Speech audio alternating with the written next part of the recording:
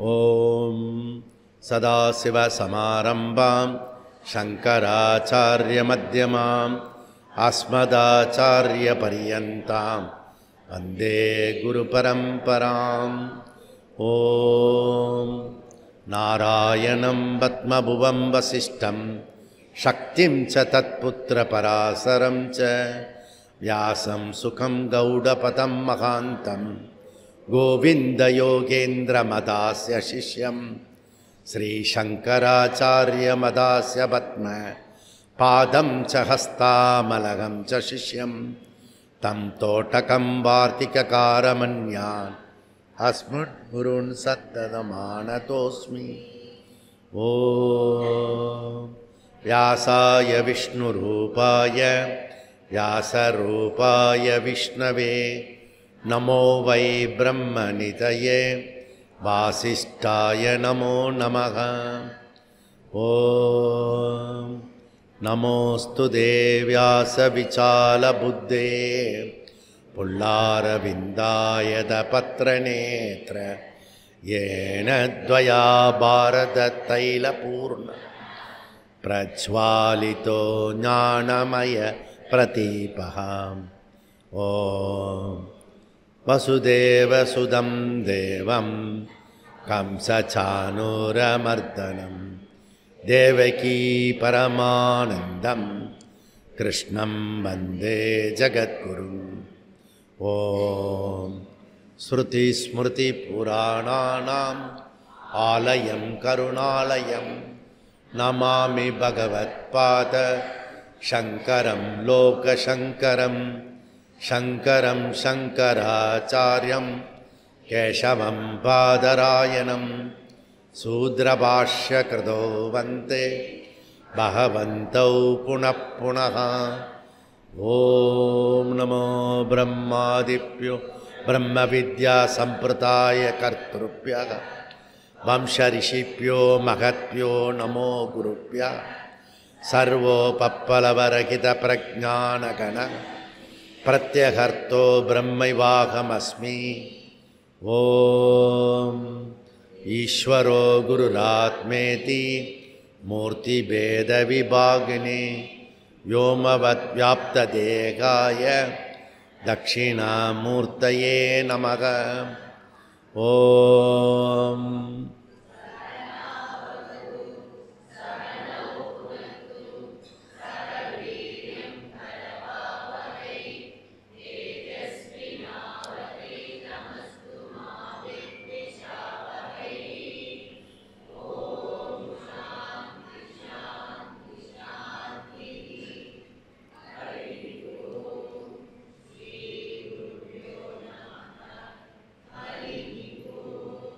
ॐ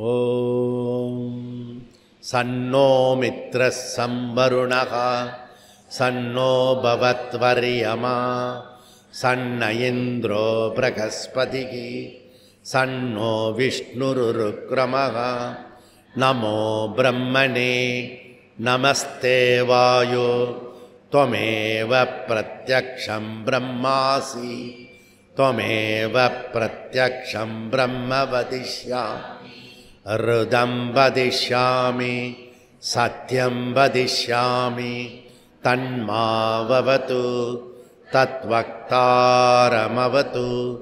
अवतु माम् अवतु वक्तारम्।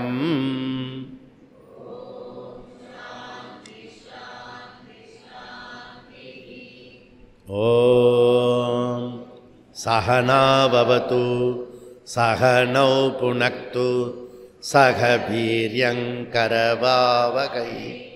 तेजस्विनावधीतमस्तु मा विद्विषावहै।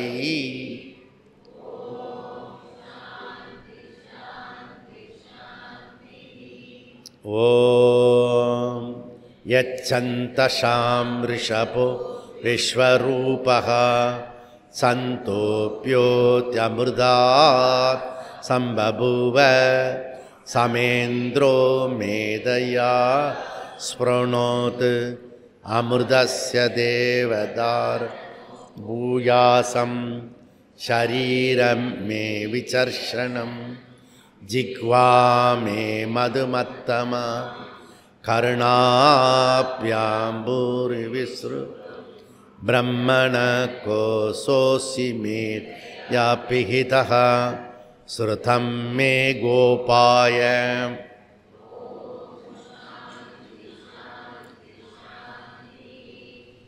ॐ अहं वृक्षस्य रेरिव कीर्तिपृष्ठं गिरेरिव ऊर्ध्वपवित्रो वाजि इव स्वमृदमस्मि द्रविणहं स्वर्चसं सुमेता अमृतोक्षितः इति त्रिसङ्गोर्वेदानुवचनम् ॐ शान्ति शान्ति शान्तिः ॐ पूर्णमद पूर्णमिद पूर्णात् पूर्णमुदच्यते पूर्णस्य पूर्णमादाय पूर्णमेवावशिष्यते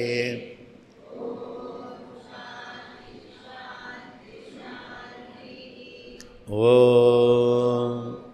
आप्यायन्तु ममाङ्गं वाक्प्राणश्चक्षुश्रोत्रमतो फलमिन्द्रियाणि च सर्वाणि सर्वं ब्रह्म उपनिषदं माहं ब्रह्म निराकुर्इ मा ब्रह्म निराकरोत् अनिराकरणमस्तु अनिराक मे अस्तु तदात्मनि निरतेय उपनिषत्स्ते मयि सन्तु ते मयि सन्तु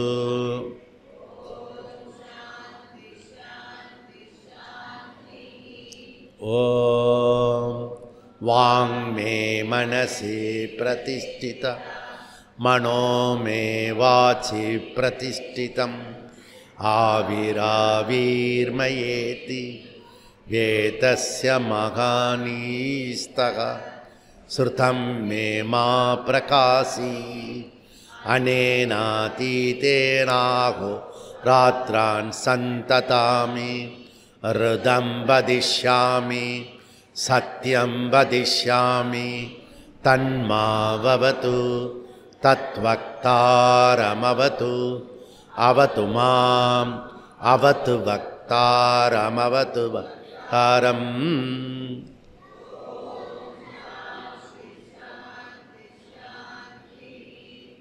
ॐ भद्रं नो अपि वातयमनः ॐ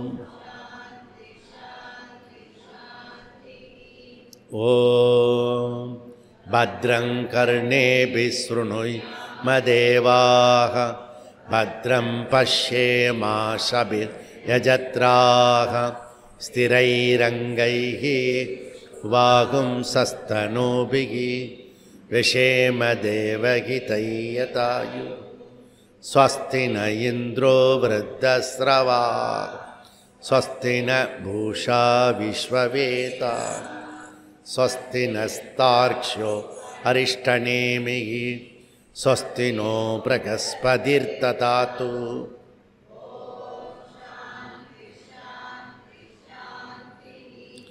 ॐ यो ब्रह्माणां विदधाति पूर्वं यो वै वेदांस प्रकरोति तस्मै तहुं मुमुक्षुर्वै शरणमहं प्रपद्ये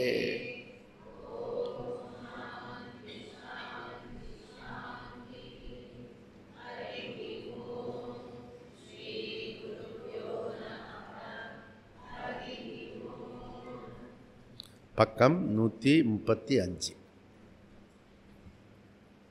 பராமர்ஷம் ஜைமினிஹி அச்சோதனாச்ச அபவததிஹி அனுஷ்டேயம் பாதராயணः சாம்யஸ்ருதேஹே விதிர்வா தாரணவத் ஸ்துதிமாத்ரம் உபாதானம் உபாதானாத் इति चेन्न अपूर्वत्वात् भावसप्ता च. ओके.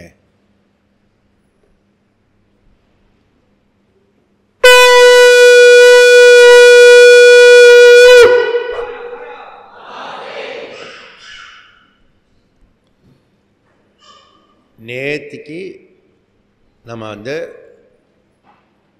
சில அன்கம்ஃபர்ட் இருக்கும். இன்றைக்கி வந்து ஒரு மாதிரி செட்டில் ஆகிட்டோம். எப்பயுமே அப்படி தான், எந்த விஷயமும் அப்படி தான். கொஞ்சம் தாக்கு பிடிச்சிட்டோம்னா அதுக்கப்புறம் எல்லாமே செட்டில் ஆகிடும். ஃபஸ்ட்டு வந்து சில அன்கம்ஃபர்ட்ஸ் இருக்கும், கரெக்டாக இருக்காது. இன்றைக்கி வந்து மைக்கு கரெக்டாக இருக்கிறது, செட்டப் கரெக்டாக இருக்குது, எல்லாமே நான் கம்ஃபர்டபுளாக ஃபீல் பண்ணுறேன். அதனால் சொல்கிறேன், நீங்களும் அதே மாதிரி தான் இருப்பீங்க அப்படின்னு. இது ஒரு ஃபஸ்ட்டு விஷயம். அதுலேருந்து நம்ம என்ன சொல்ல வரோம்னா, நீ முதல்ல வேதாந்தத்துக்குள்ளே பிடிச்சிக்கணும். ஃபஸ்ட்டு புரியல தெரியல அதெல்லாம் இருக்கட்டும், ஏதோ நல்லதாக இருக்குது, நிறைய பேர் வராங்க, வரவங்களாம் நல்லவங்களாக இருக்காங்க, அதனால் இதில் ட்ராவல் பண்ணு. அப்படி பேசிக்காக பண்ணிட்டு வர. அதனால் இங்கே பிரம்மசூத்திரத்தில் என்ன சொல்கிறோம்னா, நீ இந்த பிரம்மசூத்திரம் படிக்கிறதுக்கோ வேதாந்தம் படிக்கிறதுக்கோ சாதன சதுஷ்டியம் தேவையில்லைன்னு முதல் முறையாக சொல்கிறோம் பிரம்மசூத்திரத்தில். இது வரைக்கும் நம்ம அடித்து பேசியிருக்கோம். எதெல்லாம் அடித்து ஒடிச்சு பேசியிருக்கோமோ அதெல்லாம் வந்து ஒரு தினுசாக வேறு மாதிரி ப்ரெசன்ட் பண்ணுறோம். இப்போ சப்போஸ் சாதன சதுஷ்டியம் உள்ளவன் தான் படிக்கணும்னு முடிவு பண்ணால் சொல்கிற ஆளும் கிடைக்காது, கேட்குற ஆளும் கிடைக்காது. அதனால் சாதன சதுஷ்டியம் இல்லைன்னா கூட படி. ஆனால் கொஞ்சம் கொஞ்சமாக வந்து பூஜை பண்ணு, சஷ்டி சொல்லு, பாராயணம் பண்ணு, கிரிவலம் பண்ணு, பாத யாத்திரை பண்ணு, ஜபம் பண்ணு. இப்படி மெதுவாக உன்னை வந்து தகுதியை டெவலப் பண்ணிக்கிட்டே கிளாஸ் போ. கிளாஸுக்கு போயின்னு இருக்கும்போதே இந்த தகுதியை வளர்த்துக்கணும்னு ஆசை வரும். நிறைய தடவை தோற்று போயிடுவோம். விடாமல் கிளாஸ் கேட்கும்போது என்னாகும், படிப்படியாக சாதன சதுஷ்டியம் வந்துடும். எப்படி தெரியும்? கிளாஸ் புரியும். கிளாஸ் புரிஞ்ச பிறகு ஒரு சந்தோஷம் வரும். புரியணும், இப்போ கூட புரியுது, ஆனால் மறந்துடுது. எங்கள் வீட்டுக்கு போகிறதுக்கு தெரியுது, ஆனால் வழி தெரியல. அப்படி சொல்லுவோமா? எங்கள் வீட்டுக்கு போகிறதுக்கு தெரியல, அதனால் நான் சத்திரத்திலே தங்கிடுறேன். எங்கள் வீடு நல்லா தெரியும், இங்கே விட்ட உடனே மத்தியானம் நேராக வீட்டுக்கு தான் போகிறோம். கோயிலில் ஒரு அம்மா வீடு கட்டுது, எல்லாருக்கும் வீடு கொடுக்குறது தான் வியாசர் இந்த பிளான் வச்சுருக்காரு. டூ டூ டூ டூ அப்படி சொன்னார். ஆடு, பாடு, ஓடு, காடு, வீடு, நல்லா ஆட்டம் போடு. அதுக்கப்புறம் வானப்பிரஸ்தத்துக்கு வா, சந்நியாசத்துக்கு போ. சந்நியாசத்துக்கு போகிறது தான் வீடு, அதுதான் சொந்த வீடு. மீதெல்லாம் வாடகை வீடு. புரியுறதா? ஏன் வாடகை வீடுன்னா என்ன அர்த்தம்? எப்போ வேணால் ஓனருக்கு காலி பண்ண சொல்லுவான். உன்னை தனியாக விட்டேன்னா உன் சொந்த வீட்டில் எப்போ வேணால் காலி பண்ண சொல்லும் உன் மைண்டு தான் எஜமானன். எந்திரி, படித்தது போதும், எந்திரி போ, வெளியில் போ, சோம்பேறியா இப்படியா உட்காராது அப்படின்னு. ஏன்னா இன்னும் நம்ம ஓனர்ஷிப் ஆகலை, வீடு கிடைக்கல. வீடு கிடைச்சவன் யாருன்னா ஆத்மன் ஏவ ஆத்மனா துஷ்டா, தன்னில் தானாக சுகமாக இருப்பான். அதுதான் சொந்த வீடு. அதனால தான் அறம், பொருள், இன்பம், வீடு. அந்த வீடு பேரு அடையறதுக்கு தான் இங்க வந்து வீடு பேரு அடையறதுக்கு தான் வந்து. இதுதான் ஒரிஜினல் வீடு. நீ வந்து எப்படியோ இஎம்ஐலாம் வாங்கி ஏதோ ஒரு வீடு கட்டுறல்ல, அதெல்லாம் கடங்கார பசங்க வீடு. இந்த வீடு இருக்குல்ல, எல்லா கடனையும் அடைச்ச பிறகு கிடைக்கக்கூடிய வீடு. பஞ்சமகா யஜ்ஜம் அடைச்சிருக்கணும், லோக்கல் இஎம்ஐ அடைச்சிருக்கணும், அப்புறம் நம்மளுடைய சொந்த கடமையெல்லாம் நிறுத்திருக்கணும். இதெல்லாம் அப்புறம் ஃபைனல் வீடு தான் இந்த வீடு. அதனால் இந்த வீடு வந்து வர்றதுக்கு இது இவன் லோக்கலில் ஒன்று சொல்லுவான், வீடு போன்னு சொல்லுது, காடு வான்னு சொல்கிறது. அப்படியே மாற்றி பேசுகிறான். புரியுதா? தப்பு அது. புரியுதா? வீட்டுக்காக காட்டுக்கு போகணும். புரியுதா? இங்கே வேதாந்தத்துக்குள்ளே வந்தீங்கன்னா எல்லாமே வேறு தினசாக பேசுவோம், வேறு டைப்பில் பேசுவோம். இது ஃபஸ்ட்டு புரிஞ்சுக்கோ. இங்கே நம்ம என்ன பண்ணினோன்னா பிரம்ம சம்ஸ்தகா 2:23 ஸ்கந்த ஸ்ருதி. ஸ்கந்த ஸ்ருதியை வந்து கவுண்டராக கொண்டு வரத்துக்கு வியாசாச்சாரியார் என்ன பண்ணினா சாமிய ஸ்ருதிக்கு. கந்த ஸ்ருதியில் விதி இல்லை, வேதம் கட்டளை கொடுக்கல. அதனால் 4 ஆசிரமம் ஒத்துக்க முடியாது, ஒரே ஆசிரமந்தான். ஆனால் அவன் அண்ட புழுகு ஆகாச புழுகு ஒன்று இருக்கான். விதி இல்லாதப்போ கிரகஸ்த ஆசிரமத்துக்கு மாத்திரம் எப்படி விதி வந்தது? அதுக்கும் விதி கிடையாது. ஒன்று எந்த ஆசிரமம் இல்லைன்னு சொல்லு, இல்லைன்னா 4 ஆசிரமத்தை ஏற்றுக்கோ. வியாசாச்சாரியார் அப்படி ஆர்கியூ பண்ணி அதுக்கப்புறம் அவன் பாஷையிலே பேசணும். நான் சொல்லியிருக்கேன், நீ சக்ஸஸ் ஆகணும்னா உனக்கு யார் எதிர்க்க எந்த பாஷையில் பேசுகிறானோ அவன் பாஷையிலே பேசணும்.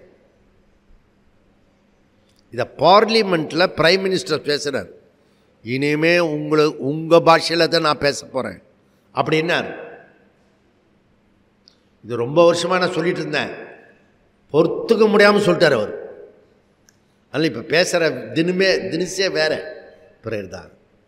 அதனால் அந்த பிரம்ம சம்ஸ்தகனா யார்? பிரம்ம சம்ஸ்தகனா அவன் பிரம்மச்சாரி கிடையாது, அவன் கிரகஸ்தன் கிடையாது, அவன் வானப்பிரஸ்தன் கிடையாது, அவன் சந்நியாசி. ஏன்னா காலையில் பல்லு துலக்கணுலேருந்து ராத்திரி தூங்குற வரைக்கும் வேதாந்தம் ஒரே அஜெண்டா. சப்போஸ் நீ கிரகஸ்தத்திலேயே இருந்து அல்லது பிரம்மச்சரியத்திலேயே இருந்து ஏதோ ஒரு ஆசிரமத்தில் இருந்து இதே மாதிரி நம்ம காலையிலேருந்து ராத்திரி வரைக்கும் பண்ணுறோம் இல்லையா, கேம்ப் ஷிபிர், அதே போல் உன்னுடைய வாழ்க்கை முழுக்க ஷிபிர் ஆயிடுத்துன்னா நீ வந்து ஞானி, சந்நியாசி, பிரம்மனிஷ்டன். புரியுறதில்ல? ஆனால் அதோட நமக்கு சில அஜெண்டாலாம் இருக்கிறது, சில ப்ரோக்ராம்லாம் இருக்குது பண்ணணும். அதெல்லாம் இருக்கிற வரைக்கும் நீ கர்மத்தில் இருக்கணும். கர்மத்தில் இருக்கிற வரைக்கும் நீ வந்து உன்னுடைய பிரச்சனை வந்து தீரும். இங்கே பாருங்களேன், கர்மத்தை விட்டாதான் நீ ஞானி. நீ ஞானி ஆயிட்டேன்னா கர்மம் போயிடும். அந்த பையனுக்கு கல்யாணம் ஆயிடுச்சுன்னா பைத்தியம் தெளியும். பைத்தியம் தெளிஞ்சால் தான் கல்யாணம் நடக்கும்.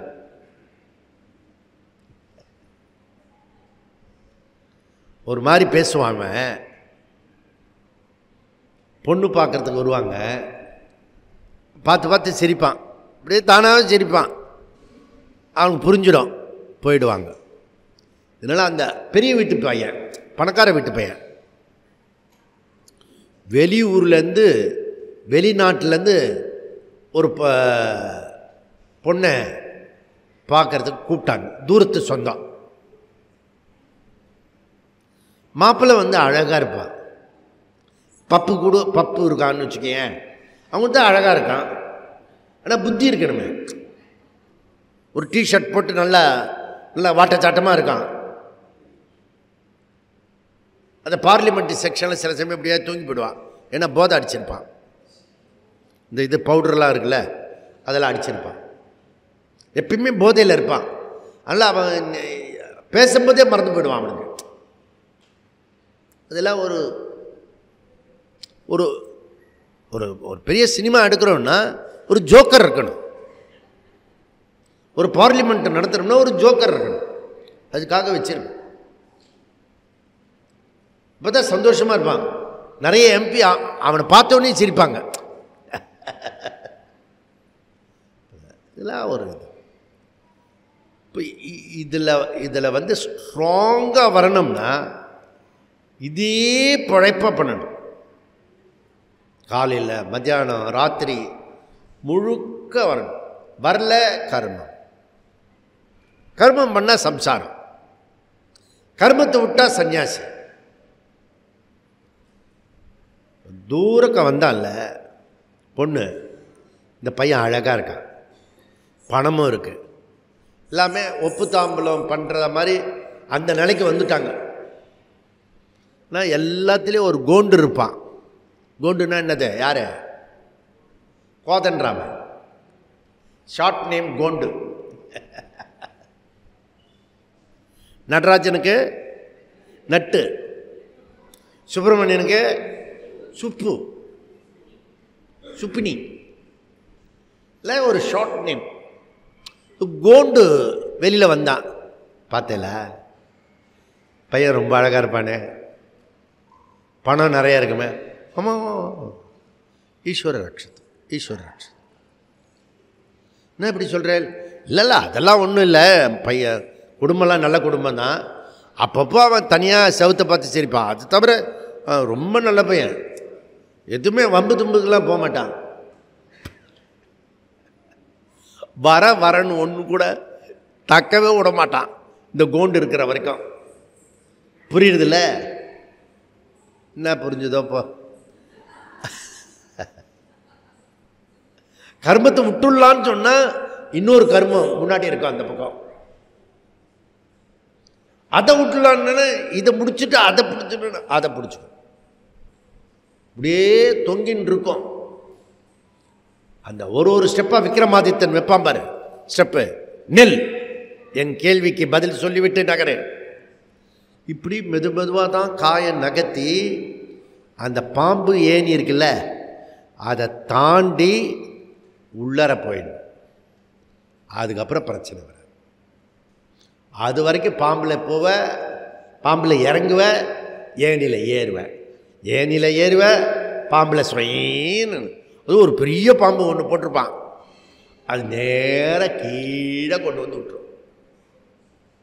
இன்ட்ரெஸ்டிங்காக இருக்கும். அந்த பாம்பில் இறங்கின பையன் மூஞ்ச பார்க்கணுமே. அப்போ எக்ஸ்ட்ரா இதில் விளையாடணும். விளையாடும் போது பாம்பில் இறங்குறவனை பார்க்கணும்.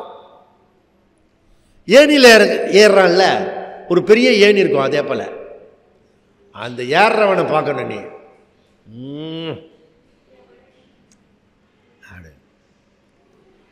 இதுதான் பரமபதம். அதுக்கு பேரே பரமபதம். பியூட்டிஃபுல் விளையாட்டு. சும்மா நம்ம விளையாட்டு கூட பாரு எவ்வளோ அழகாக வச்சுருக்காங்க. அதனால் நீ வந்து சிரவணம் மனனம் நிதித்தியாசனம் பண்ணிண்டே இருக்கணும். அதனால் இது வந்து யதி தர்மம் அப்படின்னு சங்கரர் சொல்கிறார். அப்போ நாங்கள் எங்கள் கதியில் என்னஜி சுவாமி பண்ணுறது? உன்னுடைய விஷயத்தை தான் இப்போ பேச போகிறோம் இன்றைக்கி. புரியுதா? அதுக்கு வியாசர் என்ன சொல்ல வர்றார் அதெல்லாம் நம்ம பார்க்க போகிறோம். இப்போ வந்து 20வது சூத்திரத்துக்கு வந்திருக்கோம். ஒரு வழியாக முடிக்க போகிறோம். என்னென்னா விதிஹ வா தாரணவது. வா வானா அதவா.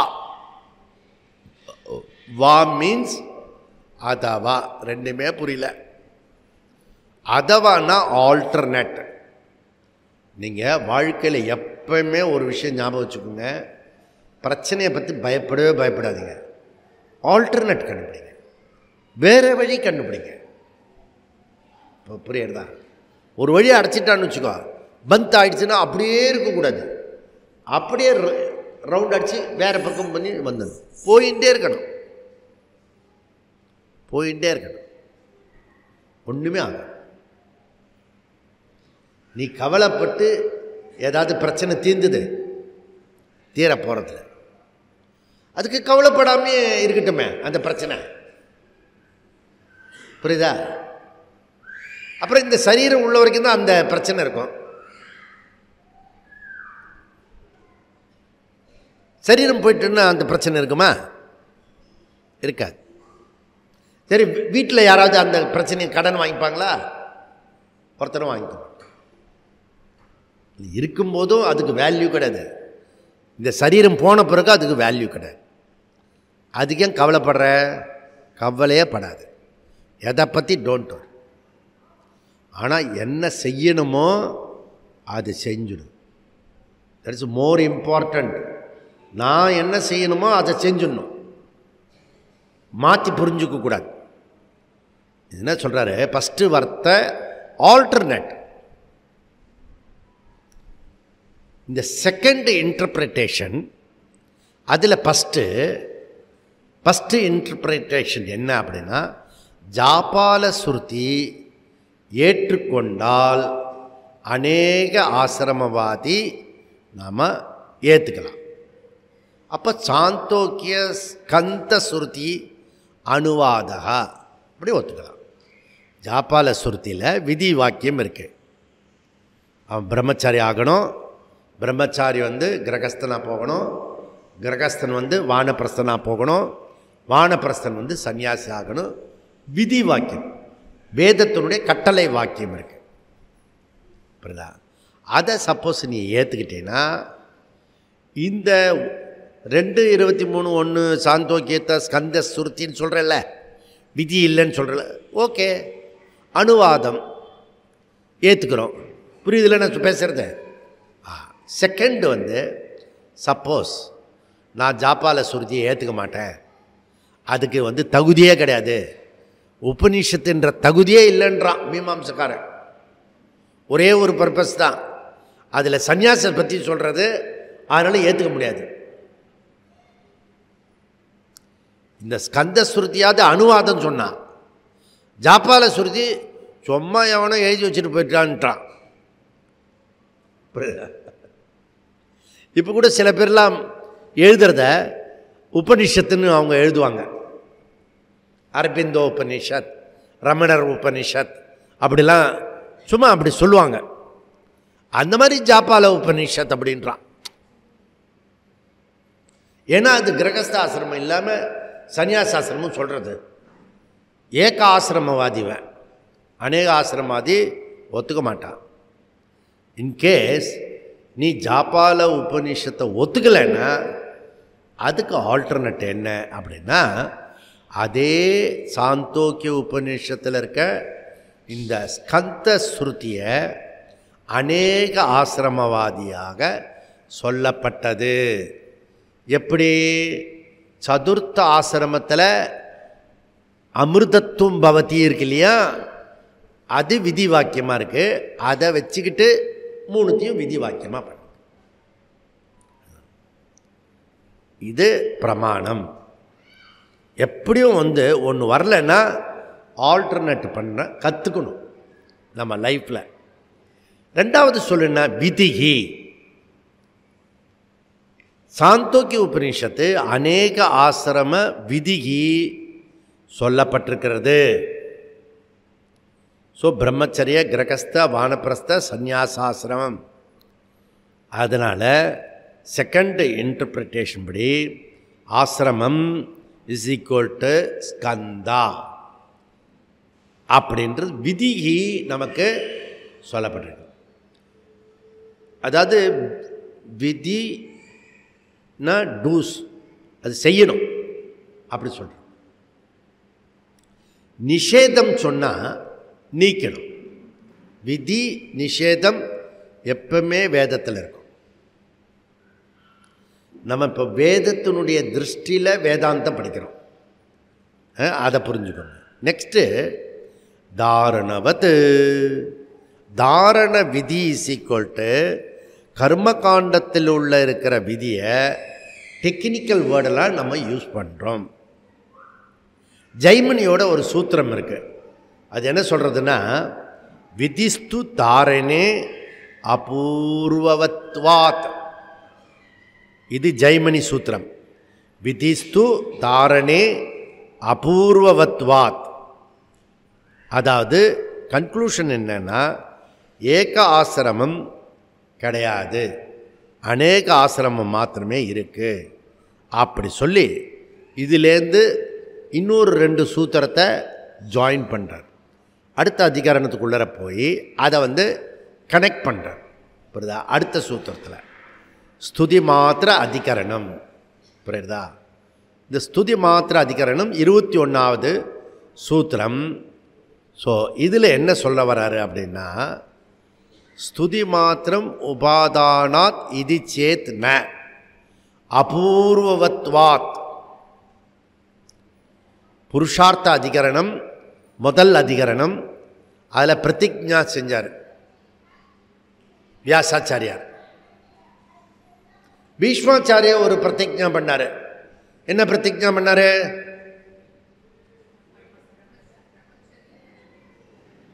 எப்படிப்பட்ட ஒரு சூழ்நிலை வந்தாலும் கல்யாணம் பண்ணிக்க மாட்டேன். இது அவருடைய, அதுவும் முக்கியமான இடத்துல இருக்கார். நிறைய பிரச்சனை. வியாசரே சொல்கிறாரு ஒரு இடத்துல, எப்போ கல்யாணம் பண்ணிப்பா, அப்போ தான் பிரச்சனை தீரும் அப்படின்னு. நான் பிரதிஜ்ஞா பண்ணிட்டேன் அப்படின்ட்டு. நான் 10th படிக்கும்போது பிரதிஜ்ஞா பண்ணினது, அதுதான் இப்போ வரைக்கும் ஃபாலோ பண்ணுறேங்க. புரியுதா? அதனால் பிரதிஜ்ஞான்றது ரொம்ப பெருசு. வாழ்க்கையில் பிரதிஜ்ஞா இருக்கணும். நிறைய பேருக்கு தெரியாது, பிரதிஜ்ஞாவே தெரியாது. இங்கே வியாசர் பண்ணின பிரதிஜ்ஞா என்ன?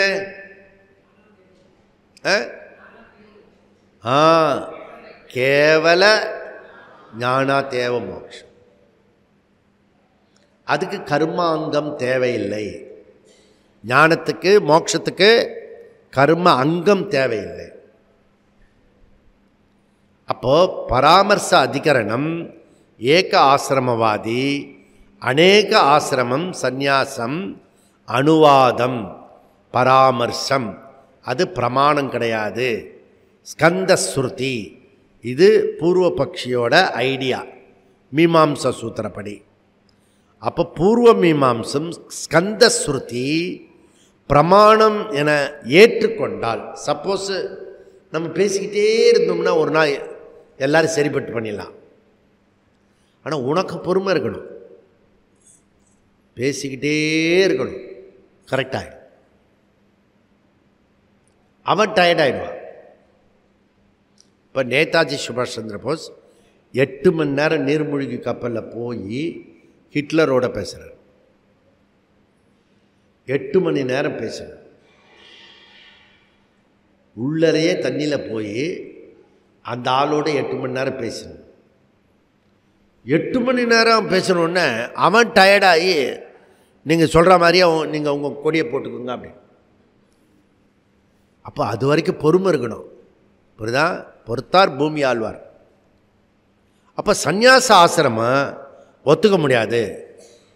நீ சொல்கிறதெல்லாம் ஒத்துக்கிறேன், விதின்னு ஒத்துக்கிறேன், ஸ்கந்த சுருத்தியே. ஆனால் சந்நியாச ஆசிரமத்தை ஏற்ற முடியாது. கரெக்டாக இருக்கான். எப்படி இருக்கா பாரு. இப்போ யார் பூர்வபக்ஷி?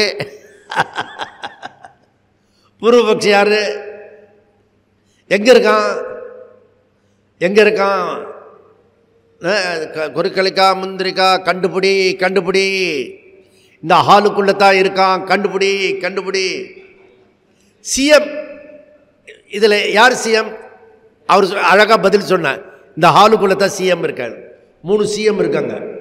அந்த ஹாலுக்குள்ள மகாராஷ்டிராவில். அப்படி தான் சொல்லணும். ஏன்னா முடிவு பண்ணல. அந்த பிரசன்ஸ் ஆஃப் மைண்ட் இருக்கணும். டக்குன்னு சொல்லணும். புரியுதா? அதனால திரய தர்மஸ்கந்தாக அது ஆரம்பிக்கிறது.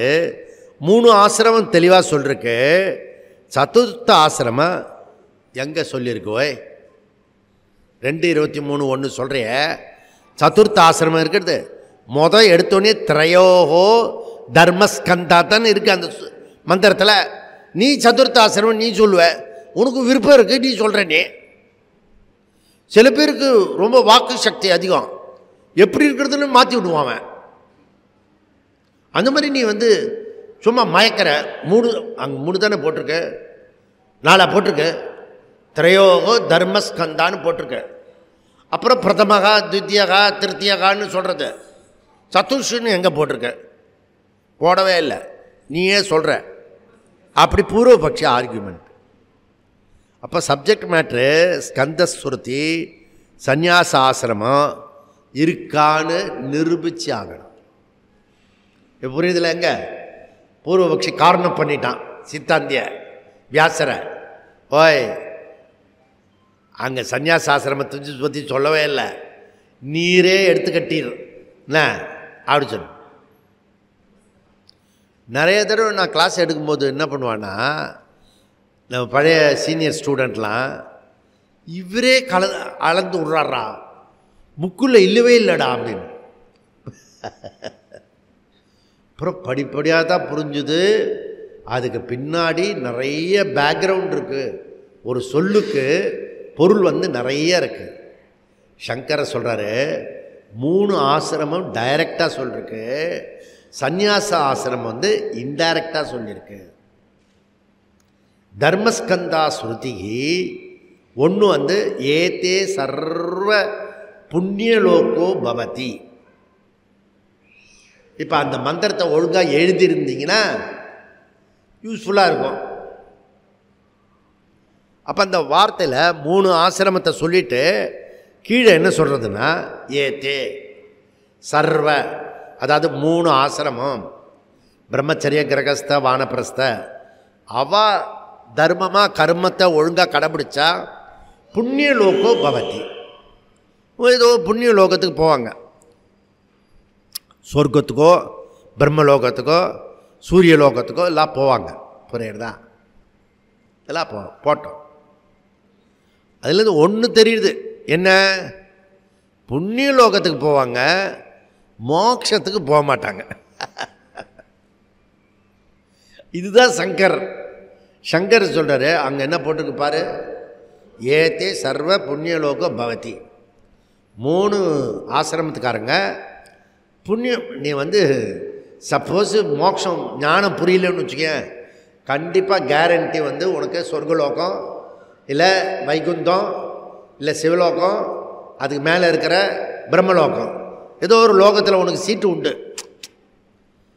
வரக்கூடிய எலெக்ஷனில் உனக்கு சீட்டு இருக்குது, அதனால் கவலைப்படாமல் நீ போகலாம். சொல்கிறாரு இங்கே பாரு. ஆனால் கடைசியில் என்ன சொல்கிறது, பிரம்ம சம்ஸ்தகா அமிர்தத்துவம் பவதி.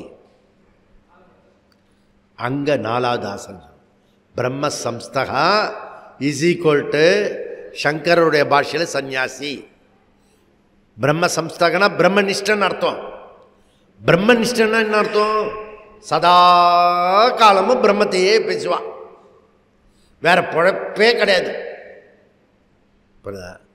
ஏன் சதா காலமும் பிரம்மத்தையே பேசுகிறான்? அது ஒன்று தான் இருக்கிறது. எப்பவுமே இருக்கிறத பேசுனா இவனுக்கு கோபம் வரும். இருக்கிறதெல்லாம் இல்லாத பொருளாதெல்லாம் பேசுனா கொஞ்சம் சந்தோஷப்படுவான். மனுஷ சுபாவம். புரியுதா? அதில் சந்நியாசத்துக்கு தான் சொல்லிருக்கிறது. திரய ஆசிரம விலக்ஷணகா இஸ் ஈக்குவல் டு சந்நியாசம். புரியுதா? சந்நியாசத்தை கொண்டு. ஏன்னா சந்நியாசத்தில் நித்திய பலம் இருக்கு,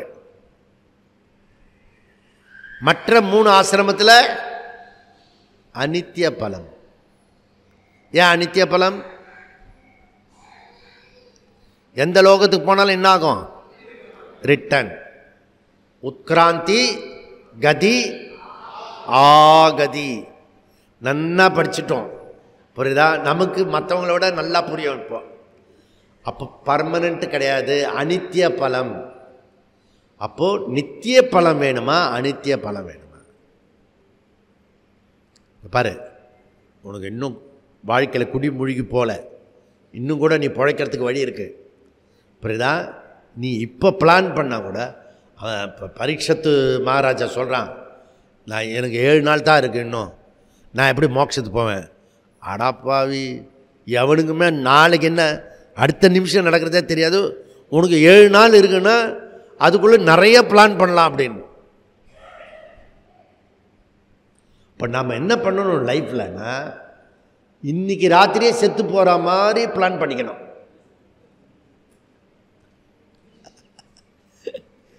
அப்படி என்ன பிளான் பண்ணுவான்னா, எங்கெல்லாம் கடன் வாங்க முடியுமோ அவன் சாக மாட்டான்.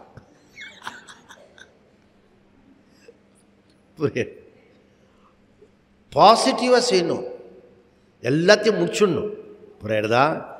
முழுக்க கையெழுத்து போடுறத ஒழுங்காக போட்டுடணும். அப்போ பிரம்மனிஷ்ட சன்னியாசி ஃப்ரீடம் அடைகிறான். அவன் அவன் மைண்ட் எப்படி இருக்குன்னா ஃப்ரீ ஆக்குபைடு. அவன் மைண்டில் எதுவுமே ஆக்குபைடு கிடையாது. இப்போ எவ்ரி மைண்ட் இப்படி ஸ்கேன் பண்ண ஒவ்வொரு மைண்ட்லேயும் என்ன இருக்கிறது? ஏகப்பட்ட அஜெண்டா இருக்குது மைண்டுக்குள்ள. நிறைவேறின ஆசை, நிறைவேறாத ஆசை, ஃபுல் பேக் பண்ணிருக்கு. உன்னை கொஞ்சம் தனியாக ரூமில் விட்டு பாருன்னு, ரூமில் உட்காந்து பாருன்னு, அப்போ தான் உன் மைண்ட்லேருந்து கிளப்பிட்டு வரும். நீ தான் தனியாகவே இருக்கிறது இல்லையே. இப்போ வேறு பகவத்கீதை பாராயணம் வேறு சொல்லிட்டேன்னா அதுவும் சொல்லிட்டு இருப்ப. நீ எதுவுமே சொல்லாமல் சும்மா இருக்கணும். ஒரு 2 மணி நேரம், எவ்வளோ வேலை இருந்தாலும் பரவாயில்ல, 2 மணி நேரம் தூங்கக்கூடாது, சாப்பிடக்கூடாது, மொபைலை வெளியே தூக்கி வச்சிடணும், தனியாக இருக்கணும், உள்ளர பூட்டிக்கணும், 2 மணி நேரம் இருக்கணும். ஒரு டெஸ்ட்டு தான் பண்ணி பாரு. இப்போ அது வாழ்க்கையில் தூங்கக்கூடாது. அப்போ தான் மைண்டுன்னு ஒன்று இருக்குது, அதில் கச்சாமுச்சான்னு இருக்குன்றது தெரியும். வா, நான் என்கிட்ட இருக்க முடியாதனால தான் நான் வெளியிலேயே வந்துட்டேன். அதனால் இந்த வகுப்பில் நீங்கள் சன்னியாசியாக இருக்கீங்க. ஏன்னா சிரவணம் பண்ணிட்டு இருக்கணும், வேதாந்தம் படிச்சுட்டு இருக்கணும், புரியுதா? இதே மாதிரி நீங்கள் எப்போ ஆத்ம விசாரத்தில் இருக்கீங்களோ அப்போ சன்னியாசியாக இருக்கீங்க. அதுவும் குறிப்பாக ப்ரெசன்ட் பண்ணுறவங்க இருக்காங்கல்ல, இப்போ அதுவும் சில கிளாஸில் போய் மாட்டிப்போம். மாண்டூக்கிய மாதிரி சில கிளாஸ் இருக்கும். ஃபஸ்ட்டு என்னதான் சொல்ல வர, 2வது தடவை 3வது தடவை 5 தடவை போடுவான். சில சமயம் ஓடின்னு இருக்கும், ஆனால் காதிலே விழாது. அது எப்படி அப்படியே கரெக்டாக சொல்கிறீங்க, சத்தம் இருக்கும், ஆனால் ஒன்றுமே புலப்படாது. திருப்பி மூஞ்செல்லாம் கழுவிட்டு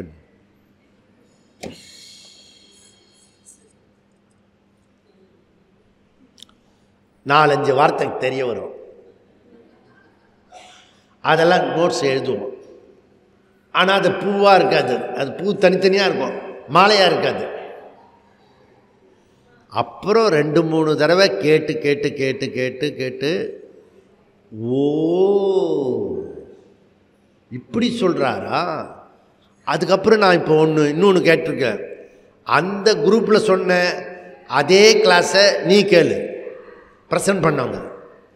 ஆமாம், அவங்க வேறு விதமாக ப்ரெசன்ட் பண்ண, ஒரே விஷயந்தான், எக்ஸ்ட்ராலாம் சொல்கிறதில்ல.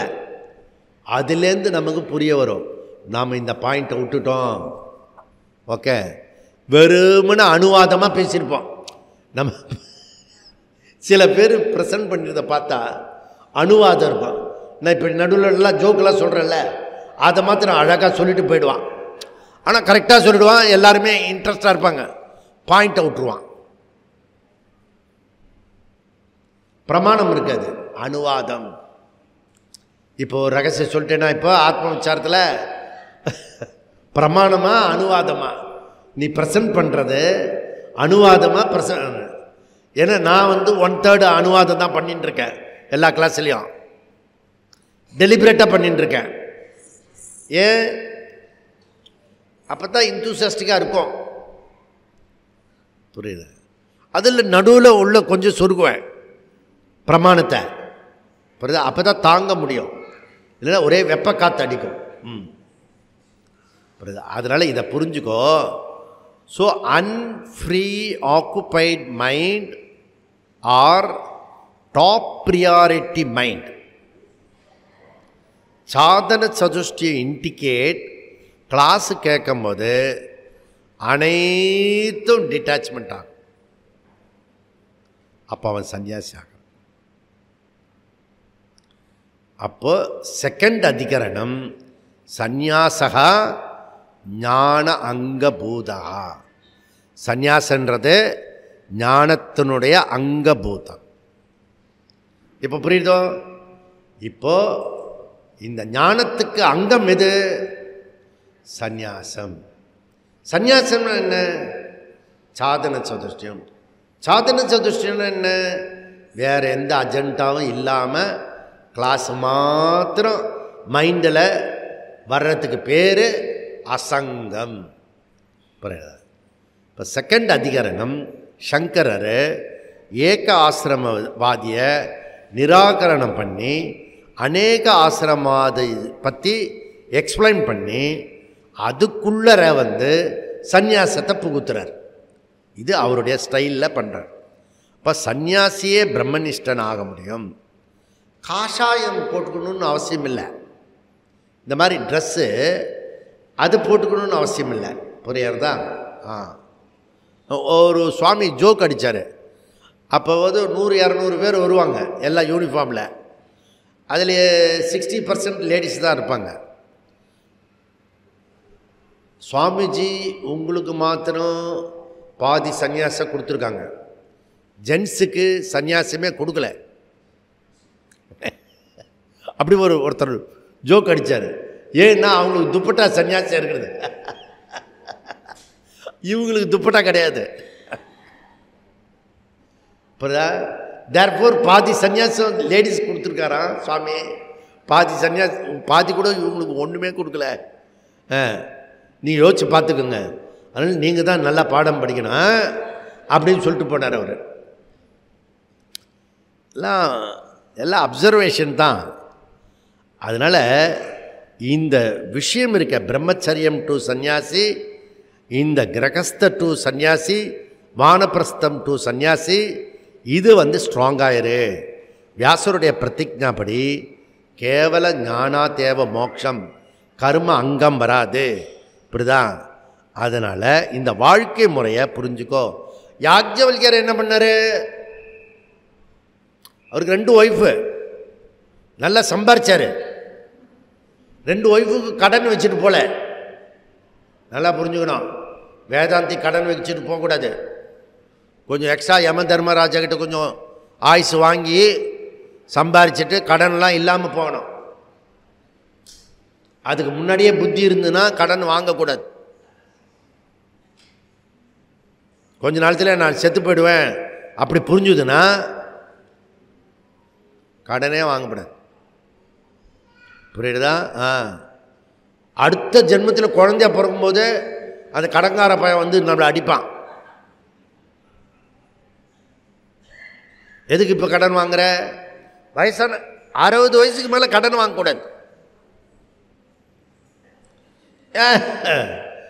முன்னாடியே சொல்லியிருக்கலாம் சாமி. இப்படிங்க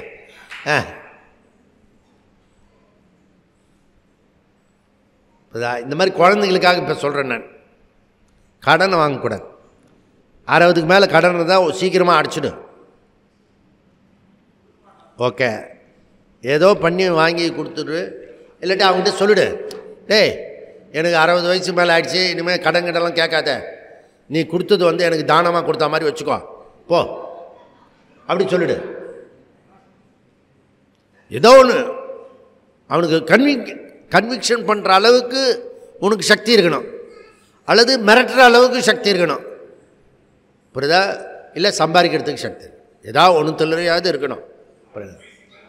ஸ்துதி மாத்திர அதிகரணம் 21 சொல்கிறாரு, ஸ்துதி மாத்திரம் உபாதானாத் இது சேத்ன அபூர்வத்வாத். இதில் 2 சூத்திரம் இருக்கு. இதில் நான் வந்து வெறுப்பேற்றுறதுக்காக சொல்லலை. நான் வந்து திருவையாறு போயிருக்கல, நீங்கள் திரு ஐயாறு 5-6 பாயங்குடி, நம்ம லோக்கல் பஞ்சாப், அது திருவையாறு. அதுவே தெரியாது, 5 கிளையாக வரும் அந்த இடத்துல.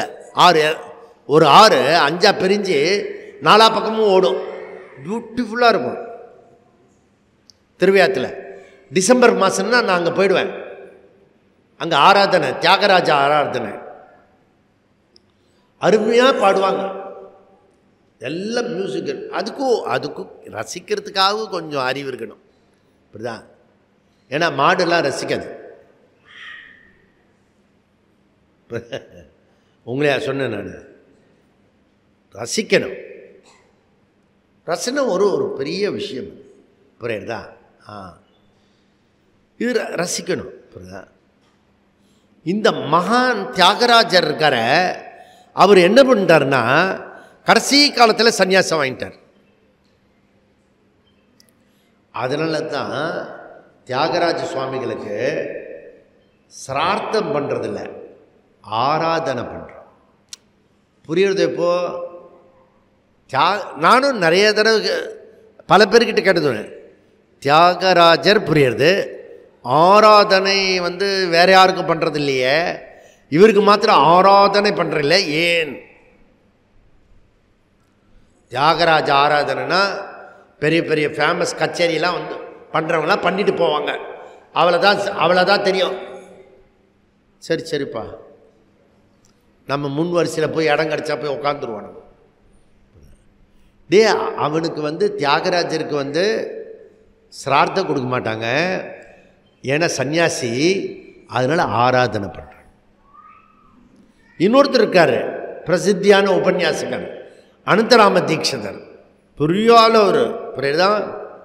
அவர் எவ்வளோ பெரிய கிரேட்டஸ்ட் ஸ்காலர்னா, இந்த அத்வைத்தத்தை பற்றி சததூஷினி அத்வைத்தத்தை பற்றி கெட்ட வார்த்தையில் 100 ஸ்லோகம் பண்ணியிருக்கான், விசிஷ்டாத்வைத்தி.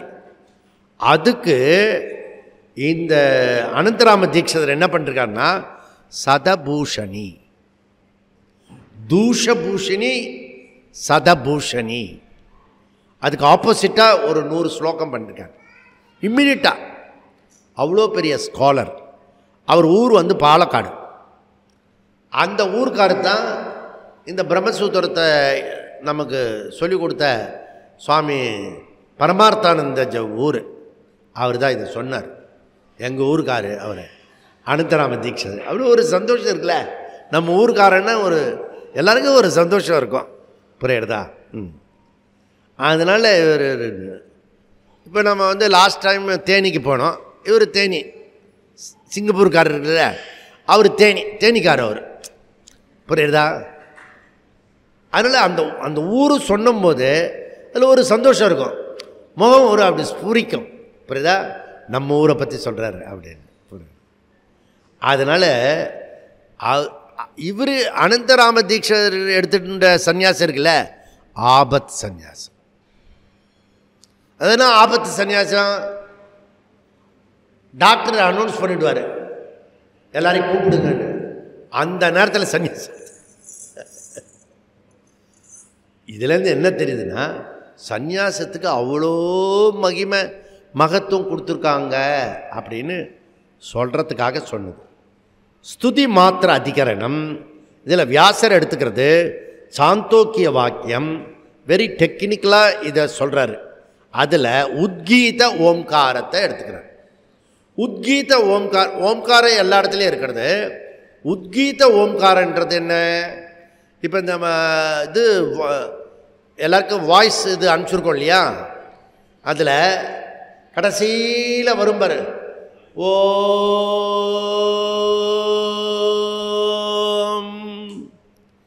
இவன் அதுக்குள்ளரே பூர்ணமதக சொல்லி உத்கீத ஓம்காரம் அது இசையோடு உள்ளது. அது அந்த ஓம்காரம் இது வந்து சொல்கிறது. இவர் வியாசாச்சாரியர் எடுத்துக்கிட்டது 1 1 3 அதை வந்து விசாரத்துக்கு எடுத்துக்கிறார்.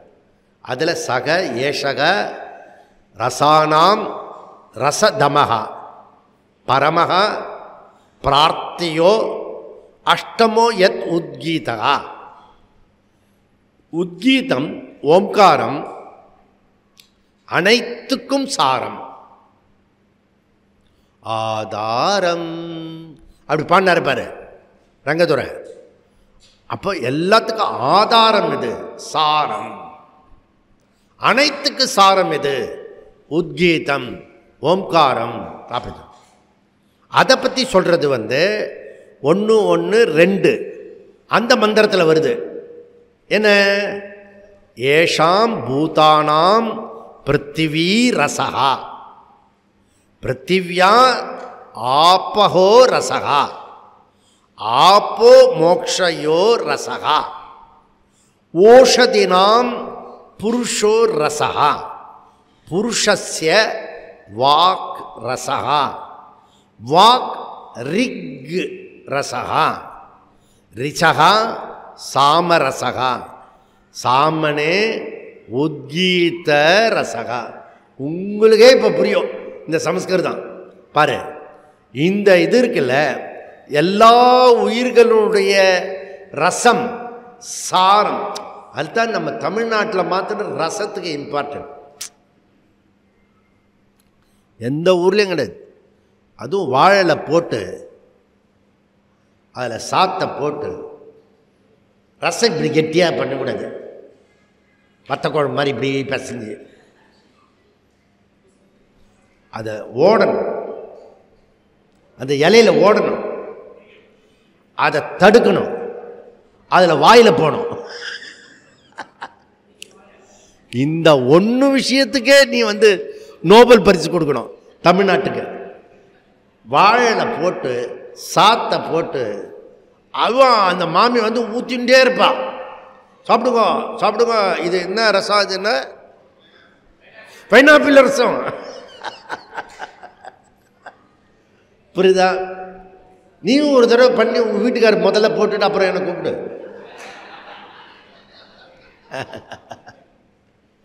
இப்படிதான் ஒரு 1000 ரசத்திலேயே ஒரு 100க்கான ரசம் இருக்கு. உனக்கு தெரிஞ்சு ஒரே ரசம். என்ன ரசமோ? மூகாரி ரசம். நவரசம் இருக்கு வாழ்க்கையில், நவரசம் இருக்கு. சிவாஜி சாரோட 100வது படம் வந்து நவராத்திரி. அதில் நவரசத்தை காட்டுவான் அவன் மூஞ்சில். புரியுதா? நீ ஒரே ரசத்தில் பிறந்ததுலேருந்து ஒரே குறை. ஒரே ரசம் வந்து துக்க ரசம். கொஞ்சம் ஆனந்தமாரு, கொஞ்சம் சமயோசிதமாரு, ஏதோ ஒரு வாழ்க்கையில் இருந்து என்ன கெட்டு போகிறது போ. எதுக்குமே கவலைப்படக்கூடாது. இப்போ பாரதியார் அப்படி வந்தார். முண்டாசு கவிஞர் தொட்டி முத்தம் இருக்குது, அந்த இது இருக்குது, அந்த என்ன தூணாக இருக்குது.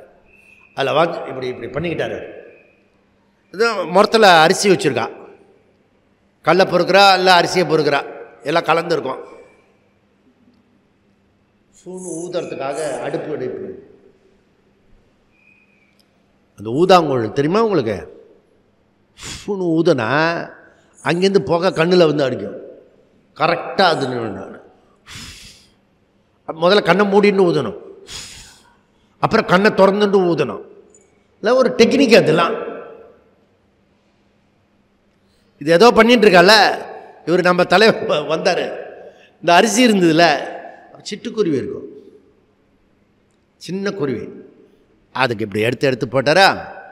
இந்த குருவிக்கெல்லாம் கெட்ட பழக்கம், எல்லாத்தையும் ஒன்றா சேர்த்துரும். இந்த சவுண்டே அழகாக இருக்கும். உனக்கு அது ரசிக்க தெரியுது. எப்போ பார்த்தாலும் ஓடிண்டே இருக்கிய.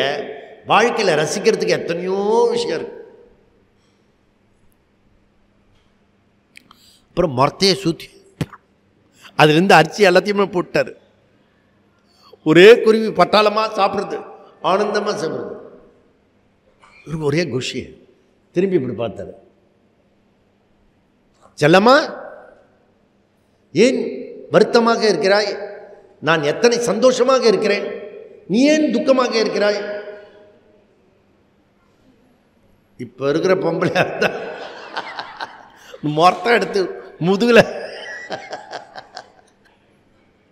இருப்பையா இருப்போம்.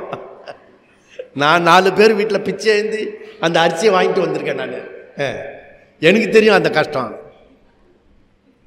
ஆனால் செல்லம்மா எடுத்து பேசினதே இல்லை, அப்படியே கவலையோடு இருக்கா. சடனாக நம்ம ஆளுக்கு அப்போ தான் புரியுது, ஓ இந்த அரிசிக்காக பார்க்குறியா செல்லம்மா? இந்த அரிசினால எத்தனை குருவி சந்தோஷமாகிறது பார். விட்டு விடுதலையாகி விடுந்து சிட்டுக்குருவியை போல. மனுஷனுக்கு எப்போ பாட்டு வரும்? எல்லாம் கரெக்டாக இருந்து சோஃபா செட்டில் உட்காந்துட்டு காஃபியை சுட சுட ஆவி பறக்க அப்படி குடிக்கும்போது பிரம்மத்தை பற்றி சொல்லலாம். சஜாதி விஜாதி சொகத பேத ரகித பிரம்மன். Correct correct, everything correct. Mandukya கரெக்டாக தான் சொல்கிறது அப்படின்னு. அதுக்கு நடுவில் சஜாதிய விஜாதி சொகத கொஞ்சம் சக்கரை போடு, சரியா போடல நீ. புரியறதில்ல. ஆனந்தம். உயிர்களுடைய சாரம் பூமி, பூமியினுடைய சாரம் ஜலம். ஜலம்னா வாட்டர், தண்ணி. தண்ணியோட சாரம் தாவரங்கள். தாவரத்தினுடைய சாரம் மனிதன். உணவு இல்லைன்னா மனுஷன் கிடையாது. மனிதனுடைய சாரம் வாக்கு. அவன் பொழைச்சிப்பான்பா, பொழைச்சிப்பான், நல்லா பேசுகிறான், அப்படி சொல்கிறான் பாரு, அதுதான் வாக்கு. புரியுதா? வாக்குனுடைய சாரம் ரிக் மந்திரம், ரிக்வேதம் மந்திரம். ரிக்வேத மந்திரத்தினுடைய சாரம் சாமவேத மந்திரம். சாமவேத மந்திரத்தினுடைய சாரம் உத்கீத ஓம்காரம். எப்படி? இதுதான் 1 1 2. ஓகே. அப்போ உத்கீதா அஷ்டமோ எது உத்கீதா ரசானாம் ரசதமகா பரம். இருக்கிறதுலையே ஆதாரம் ரசம் எது அப்படின்னா இந்த உத்கீதம். ஓகே. அப்ப சாரம் பரமஹா மேலானது. பிரார்த்தைய அப்படின்னா போற்றத்தக்கது, அது வணங்கத்தக்கது, அது பாராட்ட வேண்டியது. பிரார்த்தையா பரமஹ பிரார்த்தையா, பரமஹ பிரார்த்தையா. பிரார்த்தியகனா என்னது? ஈஸ்வர வாசஸ்தானகா.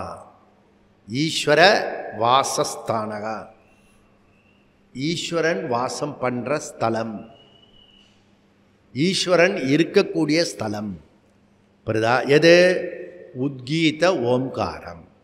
ஓகே. இதை ஒருத்தன் மெடிடேஷன் பண்ணணும். இப்படி நினச்சி அதை மெடிடேஷன் பண்ணணும். ரச குணவாதி தமகா ஓம்காரத்தை மென்ஷன் பண்ணுறதுக்கு கரெக்டாக தானே இருக்குது சுவாமி. இதில் என்ன முரண்பாடு இருக்குது? இப்போ நீங்கள் சொன்னது வரைக்கும் ஒன்றுமே பிரச்சனை இல்லையே, எங்கேயுமே பிரச்சனை இல்லையே, சரியாக தானே சொல்கிறீங்க அப்படின்னு சொன்னால், நெக்ஸ்ட்டு சொல்கிறது இந்த குணங்கள்லாம் ஸ்ருதி அர்த்தவாதமா அனுஷ்டானம் அர்த்தவா? அதான் டிபேட். இதுக்கு அர்த்தம் இருக்கா இல்லை அனுவாதமா அப்படின்னு சொல்கிறது ஜஸ்ட்டு ஸ்துதிக்காக சொல்லப்படுறதா அல்லது சப்போஸ் அனுஷ்டானத்துக்காக உபாசன விதியாக சொல்லப்படுறதா? பூர்வபக்ஷம் என்ன சொல்கிறான்னா எல்லா குணங்களும் ஸ்துத்தியர்த்தம், ஸ்துதிக்கு தான் சொல்கிறது. புரியுறதா? ஜஸ்ட்டு ஸ்துதிக்காக சொல்கிறது அப்படின்னு சொல்லி அவன் ஒரு இதோ காட்டுறான். என்னது? எங்கே யூஸ் பண்ணுவாங்க? கிச்சன்லையா பெட்ரூம்லையா? ஓமம் ஓமம் ஒன்றத்தில் இப்படி இதை நெய் விடுறது, இப்படி ஓட்டை வச்சுருக்க பாரு, அப்படியே விடணும். புரியுறதா? அதுக்கப்புறம் கடைசியாக இப்படி வச்சு இப்படி இப்படி பண்ணணும். அதுக்கப்புறம் இப்படி காட்டி இப்படி இப்படி பண்ணணும். நான் ஒரு நான் சரத்து யாகத்துக்கு போனேன், சத்திர யாகம். சும்மா நம்ம பாட்டு பரம்பரையாக அதே தொழில் மாதிரி நாங்கள் பண்ணிட்டு வந்தேன். நான் அதான் அவன் ப்ரீஸ்ட்லாம் இருக்கான்ல, அவன்லாம் அரண்டு போயிட்டான். ஓ சுவாமி காஞ்சிபுரத்துலேருந்து வந்திருக்கிறாரு. இது கர்நாடகா ஒரு கார்னர் சத்திரையாகம். 108 நாள் பண்ணுவாங்க சத்திரையாகம். புரியுறதா? அது விடுறதே ஒரு ஸ்டைலு.